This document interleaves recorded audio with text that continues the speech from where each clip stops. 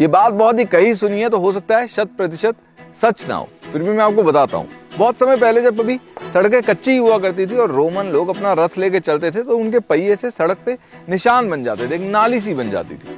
अब जब बग्गियों का प्रचलन हुआ तो बग्गी बनाने वालों ने उनकी चौड़ाई इसी तरह रखी कि जो बग्गी के पहिए हैं, जो रथ की बनी हुई नालियां हैं, उन्हीं के अंदर चले, ताकि बग्गी फंस के इधर उधर गिर ना जाए। तो पहियों के बीच फासला था लगभग 4 फुट 8.5 इंच का। अब जब रेल का आविष्कार हुआ और रेल के कोच का निर्माण करना था, तो इन्हीं बग्गी वालों को ठेका दिया गया। तो उन्होंने जो रेल के डब्बे हैं उनमें भी जो पहियों का फासला है रखा 4 फुट 8.5 इंच, और इसी अनुसार रेल की पटरी बनी। अब जब अमेरिका को रेल की आवश्यकता थी, तो इंजीनियर यूरोप से बुलाए गए और उन्होंने रेल की पटरी की चौड़ाई वही रखी 4 फुट 8.5 इंच, और उसी के अनुसार रेल का निर्माण हुआ। इस कहानी को थोड़ी देर यहीं पे रोकते हैं और एक दूसरी कहानी शुरू करते हैं। नासा की स्पेस शटल जो इंटरनेशनल स्पेस स्टेशन तक जाती है, उसके सीधे और उल्टे हाथ पे एक एक फ्यूल सिलेंडर रहता है। अब ये फ्यूल सिलेंडर बनते हैं यूटा में, और स्पेस शटल का लॉन्च होता था फ्लोरिडा से। ये फ्यूल सिलेंडर इतने भारी होते हैं कि ना तो इन्हें हवाई जहाज से ट्रांसपोर्ट करा जा सकता है, ना ही किसी ट्रक से।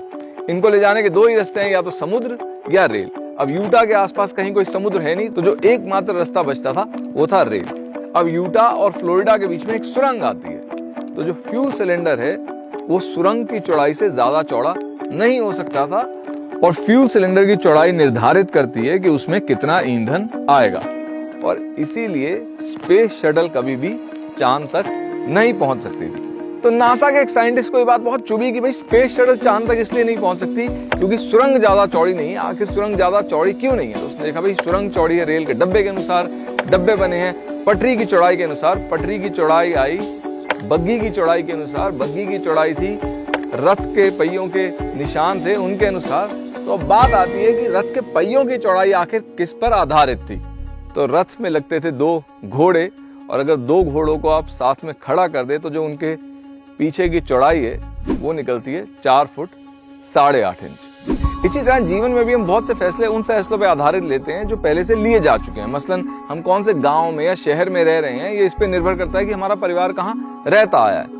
हम कौन सा करियर सेलेक्ट कर रहे हैं, ये इस पे निर्भर करता है कि घर में ज्यादा डॉक्टर हैं, इंजीनियर, वकील या सीए। और हो सकता है ये फैसले आपके लिए काम कर भी जाएं, पर अगर आपको लगता है कि इन फैसलों की वजह से आपका जीवन भी नासा की स्पेस शटल की तरह एक पॉइंट पे जाके अटक गया है, तो हो सकता है आपको भी कुछ ऐसे फैसले लेने पड़े जो आज तक आपके परिवार में किसी ने लिए नहीं है।